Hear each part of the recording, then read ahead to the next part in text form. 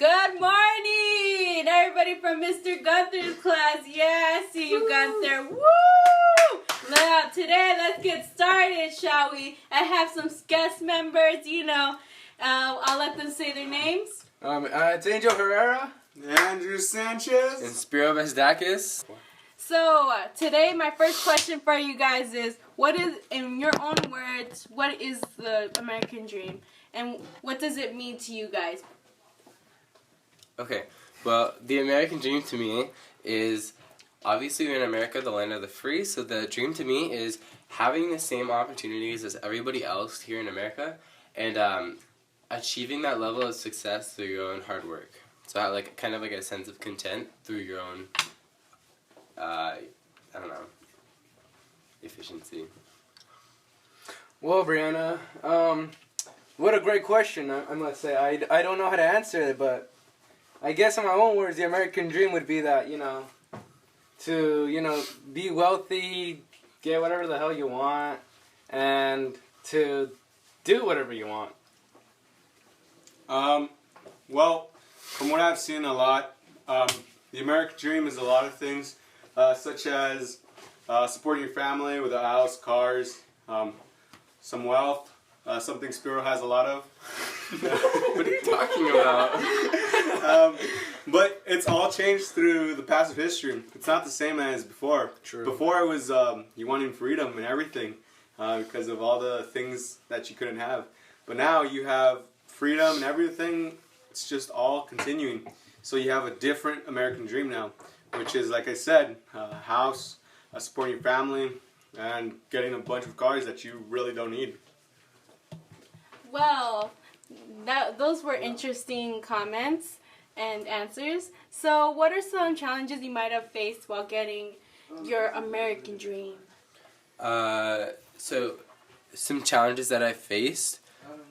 Obviously, we live in a country where equality is really highly promoted, but we also live in a world that not everything is perfect. So everywhere you go, especially in other places, we're really blessed to have an awesome country like ours.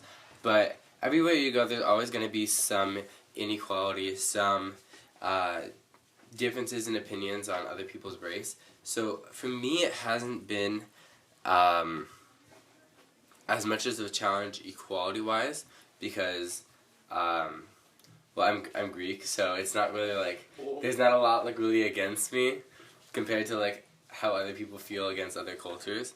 But also I think coming from especially from my family, I can talk about that because they were immigrants from my grandparents when they came over, and so they had a really hard time because they didn't know English, and it didn't matter what they were. If they weren't from this country, then they were just judged pretty harshly. So I think my parents getting a life here was a challenge for them. Well, what I think of who can or cannot accomplish the American dream, I mean, it really depends on that one person and the amount of wealth they have. It can depend on also their determination, their mindset on how they want to get their American dream. Like, for example, Donald Trump. I mean, not to say that he can do whatever he wants, but he grew up in a wealthy family, and his dad gave him a small loan of $1 million, and he just does whatever he wants for now. And a person that I think that grew himself up from when he was poor was Bill Gates. He was I guess you could say he was an average citizen when he was young, and then later he just built himself up into one of the richest people in the world.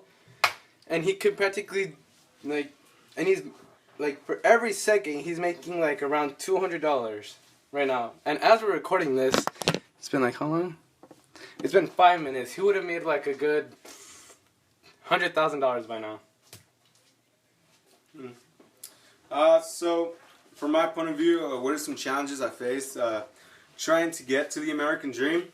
It's all just depending on race. Spiro, like I said, he's gotten some attacks because he's Greek.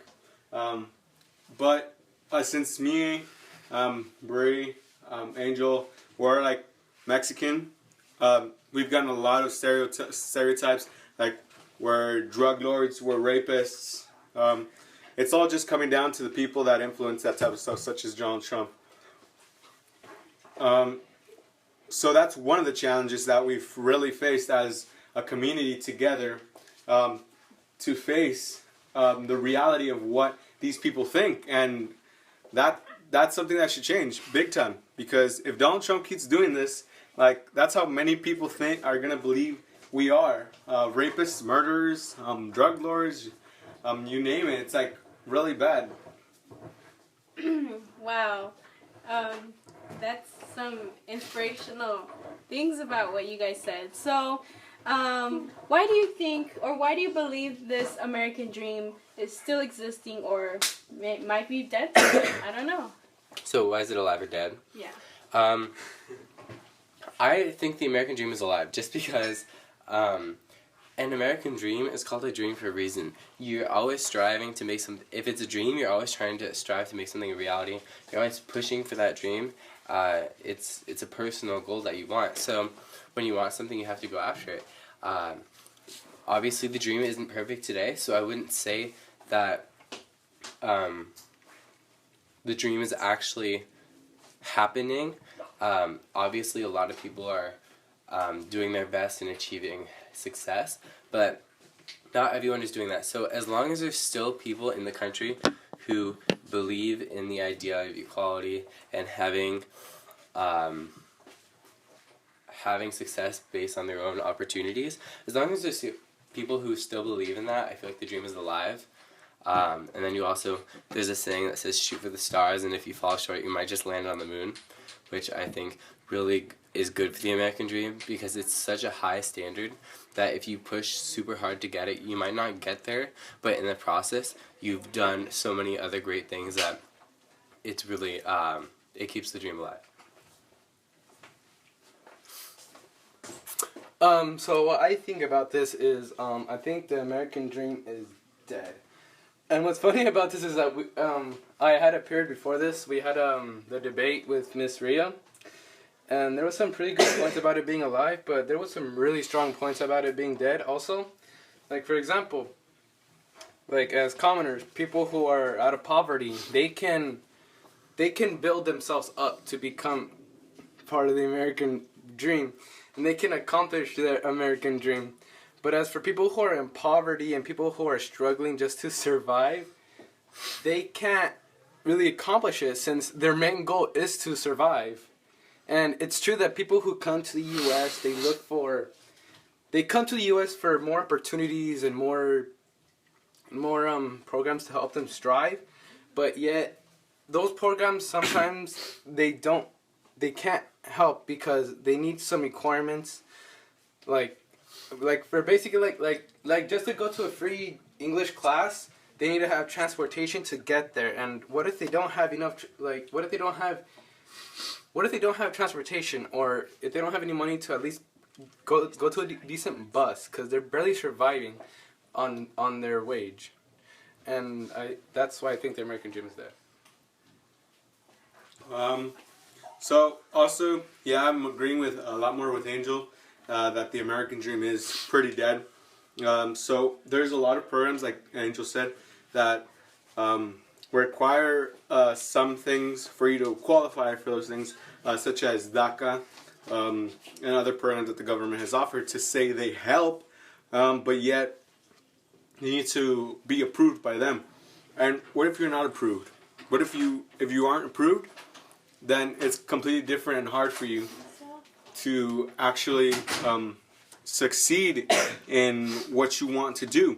So if I want to learn English and I'm just barely fresh off the border,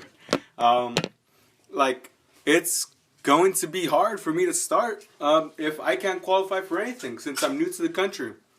Now I'm going to start off from rock bottom. And so what if there's other challenges, such as racist Donald Trump? There you go. That's one thing that will put me down. And so my American dream is pretty much just completely dead. Alright, well, I guess that's enough. Thank you guys for telling me your ideal American dream, and we'll see you next time. Bye. Bye. Bye. Bye.